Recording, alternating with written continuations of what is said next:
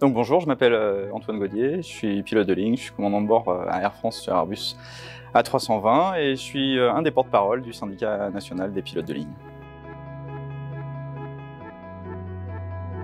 Ce qu'on entend aujourd'hui comme petite musique, c'est que de la part des constructeurs d'avions, notamment Airbus, c'est qu'il est possible de faire voler des avions sans pilote, ou en tout cas de faire voler des avions avec moins de pilotes. Et ce qu'on instille comme idée, c'est que la compétence humaine, finalement, elle est un petit peu accessoire, et qu'aujourd'hui on pourrait se contenter d'un seul pilote dans un avion qui est originellement designé pour voler avec 2 pilotes aux commandes en permanence. Cette petite musique, ça fait quelques années qu'elle commence à se diffuser, et elle rend l'idée presque acceptable auprès de l'opinion publique. Et nous, qui sommes des utilisateurs de première ligne, puisque nous sommes les pilotes, et d'autre part parce qu'on est un syndicat de pilotes, on s'est intéressé au problème et on a des arguments assez importants à faire valoir pour expliquer qu'on est particulièrement opposé à cette évolution, à cette diminution du nombre de pilotes aux commandes, à cette suppression éventuelle d'un pilote. Pour quelles raisons? Ça s'articule autour de trois parties. La première, c'est que c'est une remise en cause fondamentale du principe de sécurité tel qu'il est bâti pour la sécurité aérienne depuis des années. Une sécurité aérienne qui repose sur 2 pilotes et une machine qui communiquent, qui interfèrent. Si vous retirez de l'équation un des pilotes, vous n'avez plus qu'une communication entre une machine et un pilote,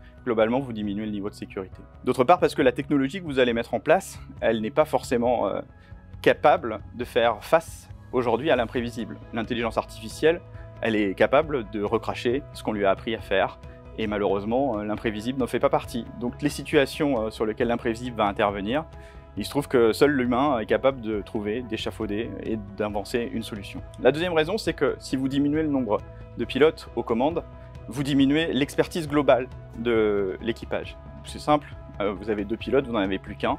Et en plus, il se trouve que 2 pilotes, c'est pas un commandant de bord et un copilote, simplement c'est un équipage, c'est-à-dire qu'on a coutume de dire qu'un pilote plus un autre pilote, ça fait plus que 2 pilotes au total. Ça permet d'avoir des solutions, des stratégies, d'élaborer des façons de faire qui sont en faveur de la sécurité aérienne.